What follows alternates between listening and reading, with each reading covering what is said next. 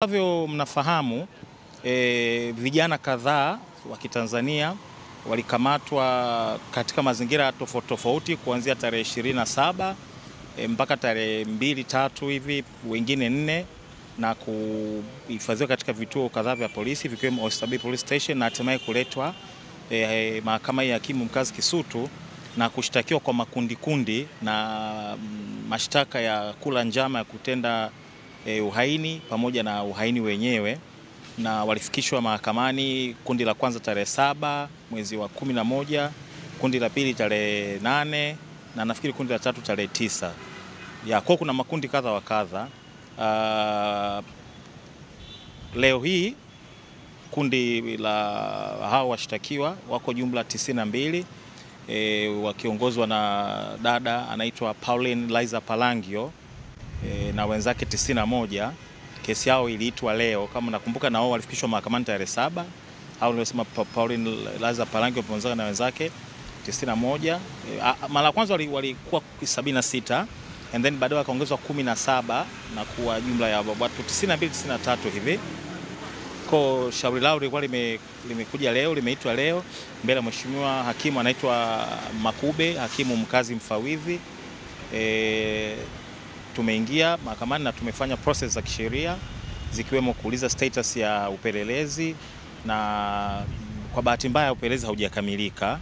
Kwa hiyo tunasubiria siku nyingine ambayo ni tarehe 25 Novemba ili upande wa mashtaka waweze kutuambia wamefikia wapi kuhusiana na swala la upelelezi. Kama nafahamu mashtaka ni mazito na ni vizuri watuhumiwa wakaweza kufahamu hatima yao kwa haraka. Sisi ni mawakili, tunachokifahamu kwa mjibu wa sheria ni kwamba ofisi ya mkurugenzi wa mashtaka kwa maana ya DPP ndio amepewa mamlaka ya kisheria ya kuchakata watuhumiwa na kuwafikisha mahakamani, na vifungu vinavyohusika ni kifungu cha 92 cha sheria ya mwenendo makosa ya jinai sura ya 20 kanifanywa marekebisho mwaka 2023. Kifungu hicho kinampa DPP mamlaka mtaani na makana maarufu kama inaitwa nole. Sisi wataalamu tunaita nole prosequi. Ni mamlaka ya DPP kama ambavyo ana mamlaka ya kuwafikisha watuhumiwa mahakamani. Pia muda wote ule kesi inapokuwa ina uhai kabla ya hukumu kusomwa, anaweza kuiambia mahakama kwamba yeye hakusudii tena kuendelea na shauri hilo. Kwa hiyo tunafahamu ndio ana mamlaka hayo. Anatekeleza vipi, anapata wapi maoni, ushauri, msukumo, maelekezo, sio swala la kisheria, ni swala la kimamlaka. Anavyosema yeye ndio anaweza kufahamu kwamba uamuzi huo kama ataufikia basi anaufikia kutokana na msukumo upi. Kwa sisi tunaendelea na kesi yetu mahakamani, na kama kutakuwa na taarifa zozote kutoka kwa DPP basi tutazisikia mahakamani, lakini sisi kama mawakili tunaendelea kutekeleza majukumu yetu kuwatetea wateja wetu hao ambao leo kama nilivyosema ni Paulina Liza Palangio na wenzake, na shauri hili limeahirishwa mpaka tarehe 25 mwezi wa 11 ambapo tutakuja sasa kusikia kuhusiana na hoja yoyote ya kisheria kama ipo. Na kama mtakumbuka siku hiyo pia kutakuwa na shauri la Jennifer Jovin almaarufu Nifa na yule binti Lucimelda Sila almaarufu Strong Icam ambao pia nao wakilisha nao shauri lao tutakuja tarehe 25.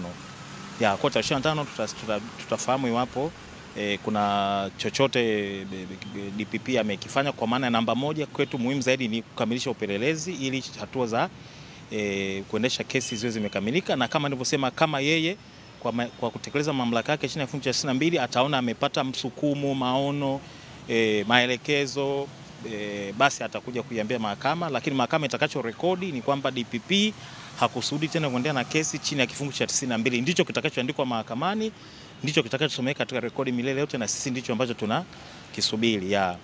Kwa hiyo ni hayo kwa sasa, unless kuna swali lingine labda moja au mawili. Wakati shauri hili kuja kwa mara ya kwanza tarehe 7 kushtakiwa kwa mara ya kwanza, moja ya hoja ambazo nilisema ni kwamba wale wengine 22 hakimu walikubali kwamba hati ya matibabu na ripoti ya matibabu iletwa mahakamani, lakini hao 76 hao wengine ambao wameongezeka hakuwa amekubali upande wa shauri hili.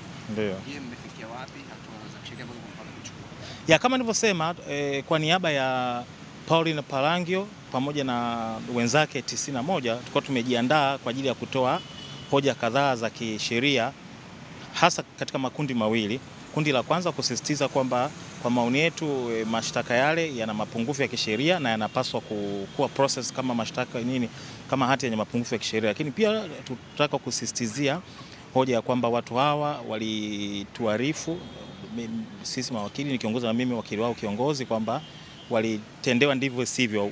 Kwa kifupi tuseme tu, tunyoshe maelezo kusema kwamba waliteswa wakiwa kituo cha polisi. Sasa hiyo wametuambia mawakili, lakini ujumbe unaofikisha na unakuwa process mahakamani. Kwa tulikusudia kuleta hoja hiyo na hiyo nyingine iliyosema ya udhaifu wa mashtaka. Na mara ya kwanza kama unakumbuka, Mheshimiwa Makube alitoa alichokita yeye maelekezo, lakini sisi ni mawakili tuna mbinu mbalimbali za kisheria. Kwa leo tulikuwa tumejipanga kumchakata, yani kumsukuma achakate hoja zetu kwa namna ya kipekee zaidi, ili ikiwezekana tufupishe safari ya hawa wateja wetu. Lakini bahati mbaya, kutokana na majukumu mengine ya kimahakama, hakimu huyo Makube leo hakuwepo mahakamani na tumeahirisha shauri mbele ya Mheshimiwa Mushi. Kwa hiyo tumeomba tarehe fupi inavyowezekana, tarehe 25, ili angalau kundi hili tuweze kulichakata. Makundi mengine inawezekana nawe yakawa yana hoja zake kutegemeana na mazingira yatakavyo na mahitaji yatakavyojitokeza. Kwa tarehe 25 mwezi wa 11 kutakuwa na makundi mawili, kundi la kina Nifa na kundi la kina Paulina Laizer, na kama nilivyosema lile la kina Nifa zitatolewa feedback za amri ambazo mahakama ilizitoa, na kundi hili pia tutaendelea na hoja zetu za kisheria na za kiafya ambazo tulizitoa,